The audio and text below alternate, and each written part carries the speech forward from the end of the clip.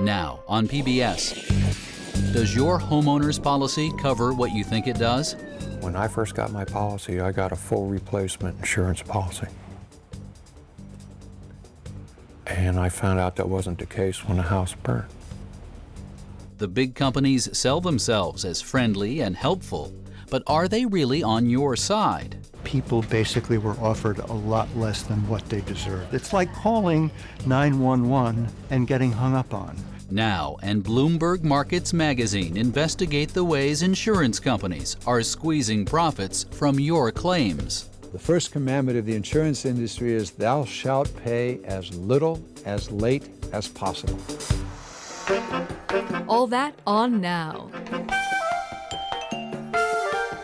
with David Brannacio. The weekly news magazine from PBS. Funding for Now is provided by the Orphala Family Foundation, the Park Foundation, the Nathan Cummings Foundation, the Desjardins Blackman Fund, the William B. Weiner Jr. Foundation, and by contributions to your PBS station from viewers like you. Thank you. Now, from Southern California, Public Broadcasting's David Brannacio. Welcome to Now on the road near San Diego, California. Something always seems to be catching fire in this state this time of year, but when the worst California wildfire in over a century swept through here a while back, it ignited a storm of controversy. It's about insurance, and whether your home is in California or in Carolina, or whether it's near the wild or in a city, you'll want to learn what happened to homeowners here. The fire 4 years ago killed 15 people and also destroyed more than 2,000 homes. But many residents here had planned for the worst and took some comfort in the insurance policies they'd purchased, coverage they expected to make them whole again if the worst ever happened. After the fire, what many got instead was aggravation and the bitter realization that home replacement insurance plans in many cases didn't pay to replace homes. In collaboration with the investigative reporters at Bloomberg Markets Magazine, we found these controversial practices by insurance companies are widespread in an industry with little federal oversight. Brenda Breslauer produced our report.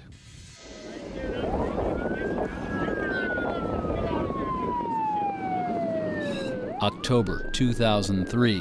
What became known as the Cedar Fire swept across an area 19 times the size of Manhattan, burning for 11 days. It's like a barrel of fire, a huge, big barrel rolling up the canyon. I was afraid that we weren't gonna get out of there in time. It was scary. More than 2,000 homes were wiped out, altering the courses of lives. I really don't know if it's something you ever recover from. Nearly 4 years after the fire, Kathy Kolbenschlag has been living in a motorhome with her daughter and grandkids while her home is still under construction. Rick and Kathleen Hunnicky had sunk all their retirement into building what was, before the fire, their dream house. Can't replace what you lost, though. 60 years of working, 60 years, everything from family, everything gone, wiped out. When they lost their homes, these California families thought things couldn't get any worse until they talked to their insurance companies. We were all underinsured. It didn't matter who your agent was, which company you were with, when you bought your house, what kind of policy you had. Julie Tennell's house burned in the Cedar Fire while she was away on a camping trip with her husband and son. So it's from that morning? From that morning, the fire... An accounting professor at San Diego City College, Tennell is a homeowner who's comfortable around numbers and fine print. We had State Farm insurance. We had a guaranteed replacement value. I never once gave a thought to the fact that we weren't insured adequately to rebuild our home. But State Farm, the largest home insurer in the U.S., offered Tennell and her husband much less than the amount State Farm's own contractor estimated it would cost to rebuild. You know, we came to find out the hard way that replacement doesn't mean replacement. So guaranteed replacement value is what you thought you had. What did you have in the end? Well, it turns out we had something called extended replacement value, and it ends up where that little change in the wording cost us about 60% of our insurance coverage, and that turned to leave us about $280,000 short. We need that one. The Honeckes also learned that their policy wasn't what they thought it was. When I first got my policy, I got a full replacement insurance policy. And I found out that wasn't the case when the house burned. State Farm's own contractor estimated it would cost $589,000 to rebuild. The insurance company offered about half that, just $305,000. If they wanted their house back, they'd have to somehow come up with $284,000. You're looking at that agent to guide you. While many people had insurance companies that paid as expected, hundreds did not. At this support group for victims of the California fire, I heard the same story again and again. How many people here thought that they were covered for the full replacement value of their homes at the time of the fire? How many people here received the full replacement value from their insurance companies? A lot of the hands go down. The experiences of these homeowners reflect a growing concern over how some of the largest companies in the insurance industry may be boosting their bottom lines by changing policy language or aggressively fighting claims from homeowners. And it raises a question: are insurers profiting from your losses? The first commandment of the insurance industry is thou shalt pay as little as late as possible. And then you get the reward. You go to financial heaven if you can carry out that commandment. Hello, John. This is John Garamendi. California Lieutenant Governor John Garamendi, a Democrat, served twice as the state's insurance commissioner. A total of 8 years battling with the industry over the many ways he says it tries to avoid high payouts where there's been a total loss. I'm telling you, the insurance industry, prior to the fire and probably even to this day, is purposely misleading their customers. Things really started to change in the insurance business after the Northridge earthquake in California in 1994. The quake caused widespread damage and rattled the insurance industry. After that, the terms of many homeowners' contracts around the country changed from full replacement to extended replacement, innocuous-sounding language that placed a limit on how much those policies covered. While the insurers point out they followed the letter of the law and mailed out news of the changes with policyholders' statements, many people didn't understand or even notice the change. Had we seen some type of notice that says, for the same high premium, you will now get less coverage, I think that would have registered.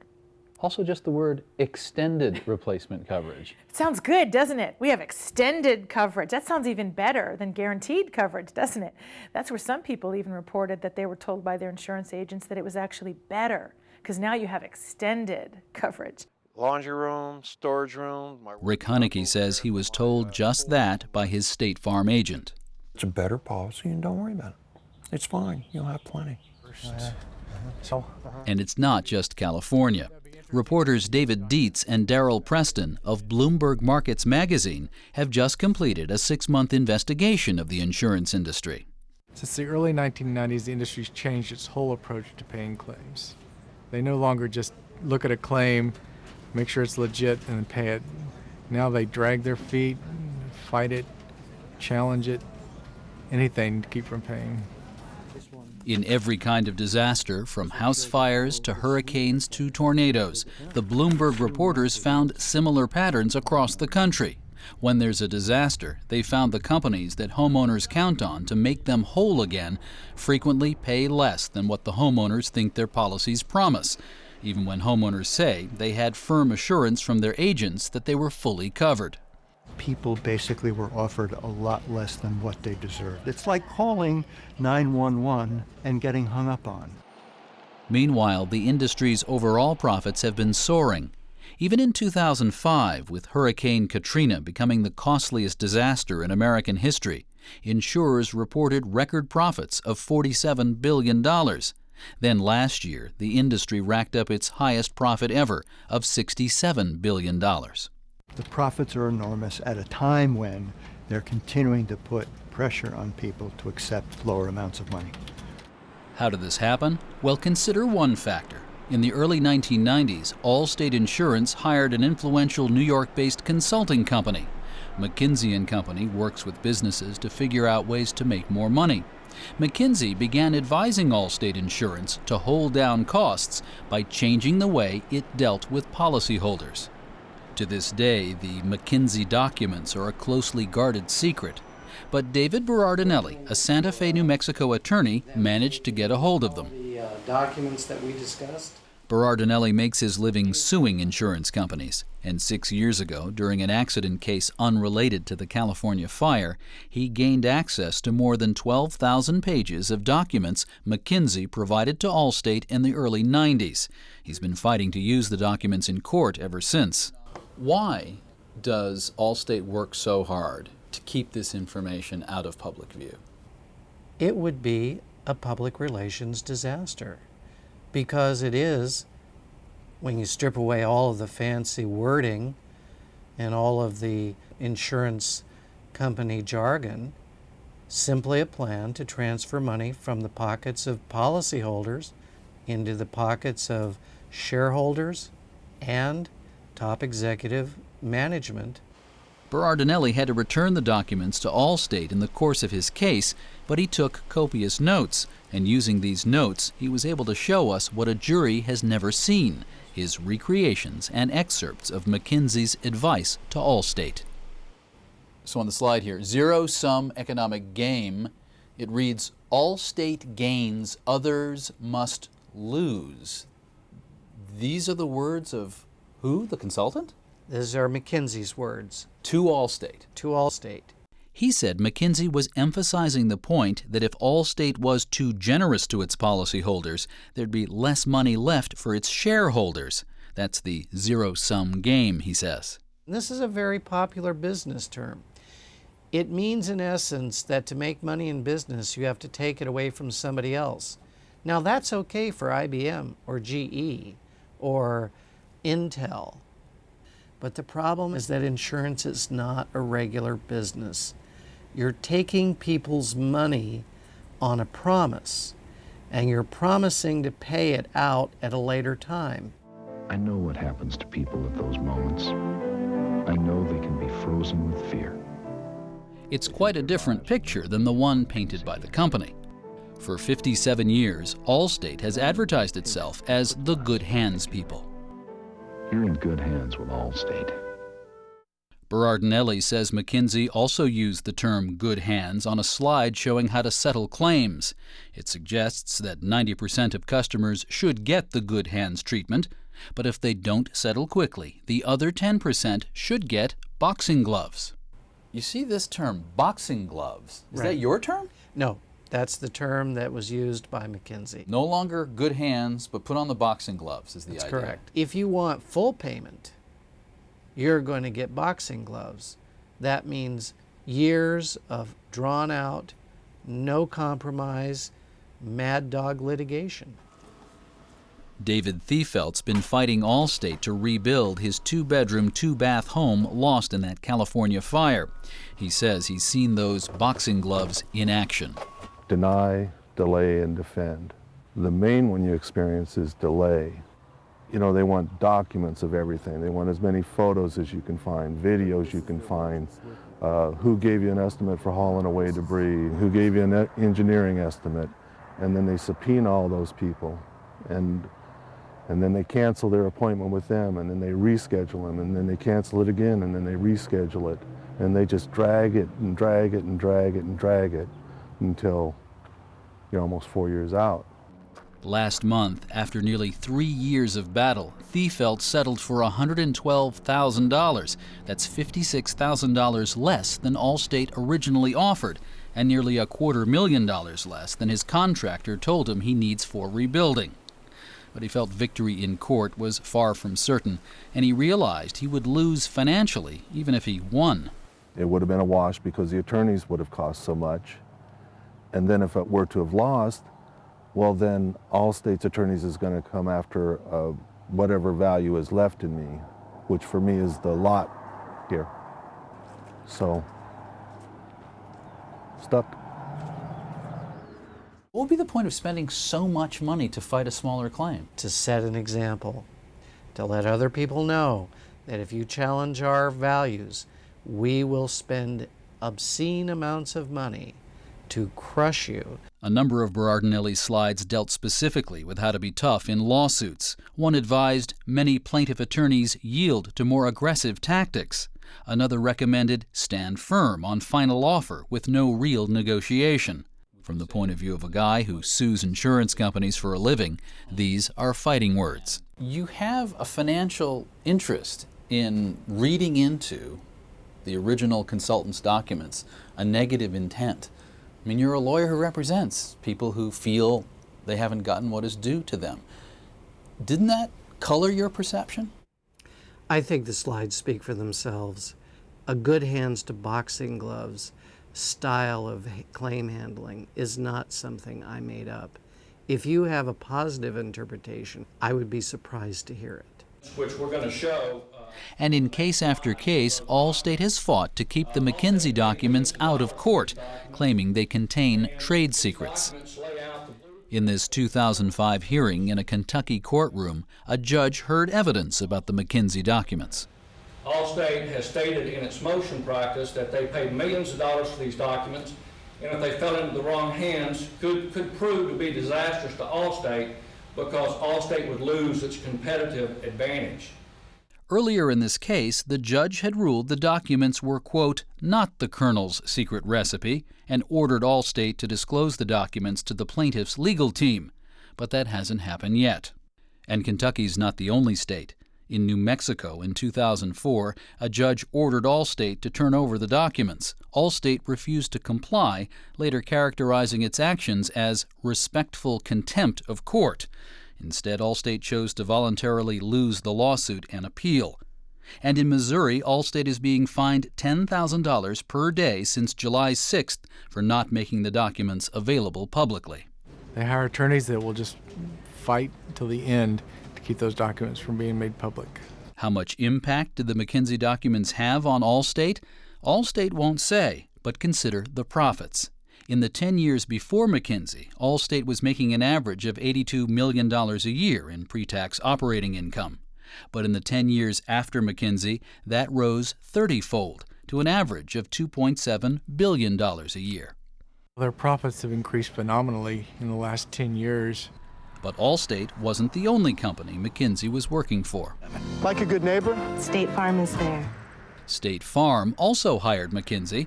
They declined a request for an interview, but said in an email that McKinsey was hired for a short period of time in the 90s to go after insurance fraud. McKinsey, for its part, had no comment. There is no strategy on the part of insurers to avoid paying legitimate claims. Robert Hartwig is president of the Insurance Information Institute, a trade group representing the industry. You can't serve your shareholders unless you treat your customers well.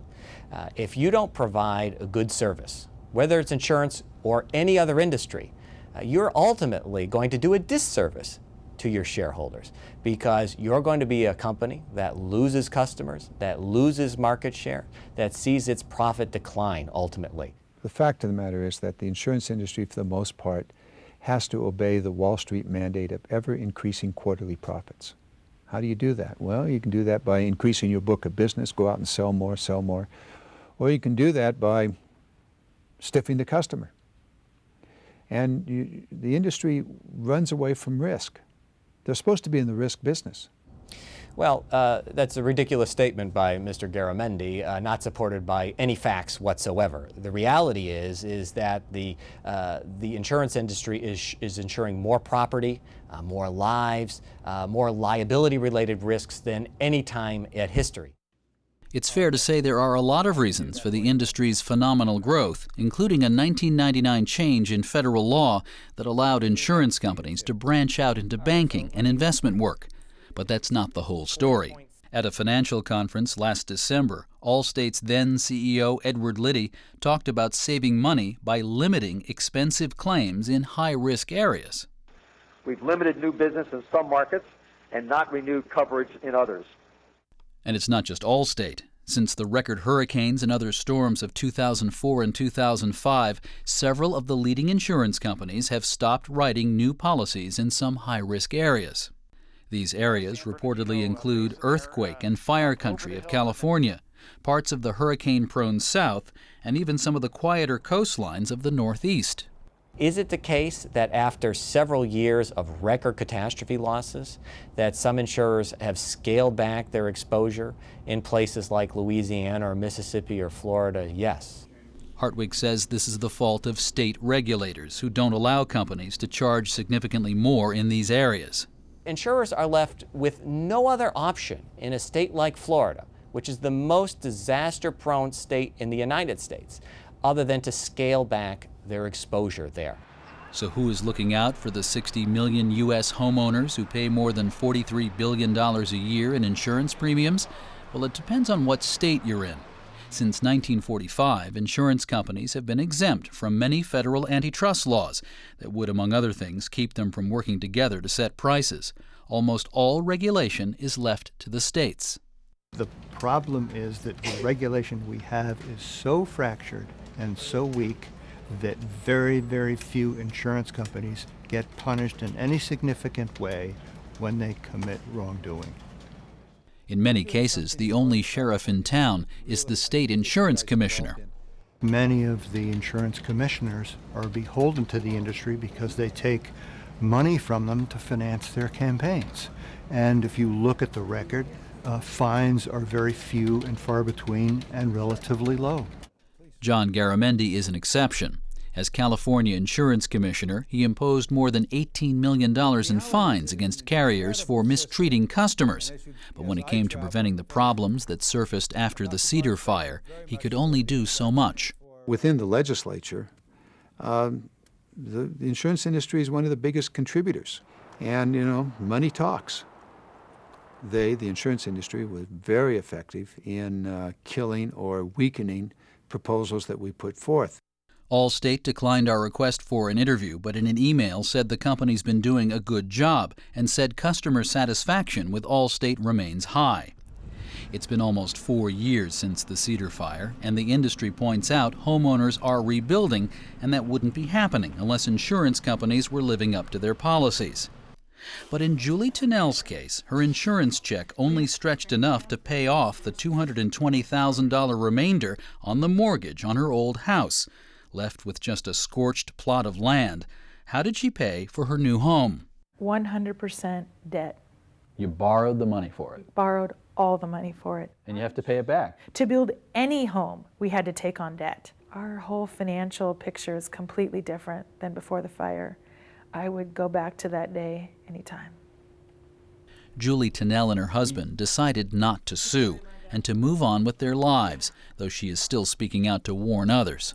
Ultimately, I tell people, you know what, you can't even rely on your agent. Insist. Go to a contractor, find out how much it costs to build a home. You insist on buying that amount of insurance, regardless of what your agent says. As for the Huneke's, they've had a lawsuit grinding away for nearly 3 years. They just agreed to mediation. They're wearing me down. They're wearing me down. It's been a long time. And no end in sight.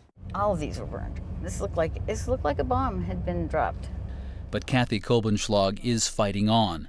Just this week, she moved into her new home, but she says she's up to her neck in debt, and she's filed a lawsuit against State Farm to try to win back some of what she's lost. I have done nothing wrong. I have been honest, I've been upfront, I haven't tried to cheat or anything. I don't want an exorbitant amount of money. I just want to be able to pay for what I had to replace. That's all.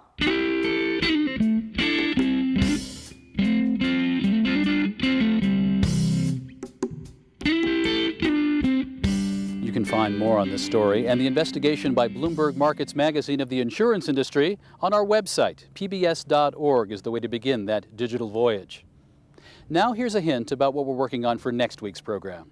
With tours extended and pressures mounting on our soldiers in Iraq, a surprising number are taking a risky way out. They're deserting. I got back home, talked to my wife. I said, I think I'm going to leave. It was like a 15-minute decision that I'm going to leave. I'm going to leave the Army. And that's it for now. In Lakeside, outside San Diego, California, I'm David Brannacio. We'll see you next week.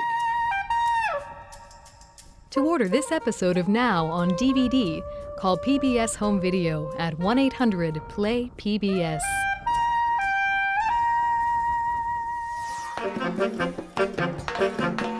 Connect to Now online at pbs.org. Learn how to protect yourself from an insurance disaster. Read more from the Bloomberg News and Now teams that reported the insurance story. Read more official reaction from the insurance industry. Connect to Now at pbs.org. On the road in Central California. Now on PBS with David Brannacio.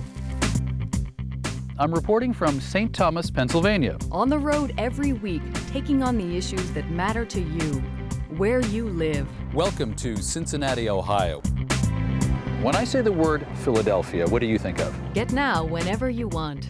Sign up for our podcasts at pbs.org.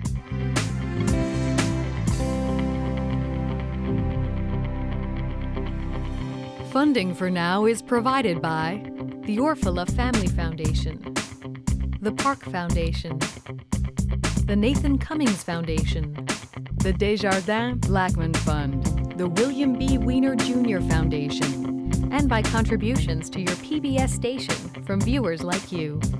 Thank you.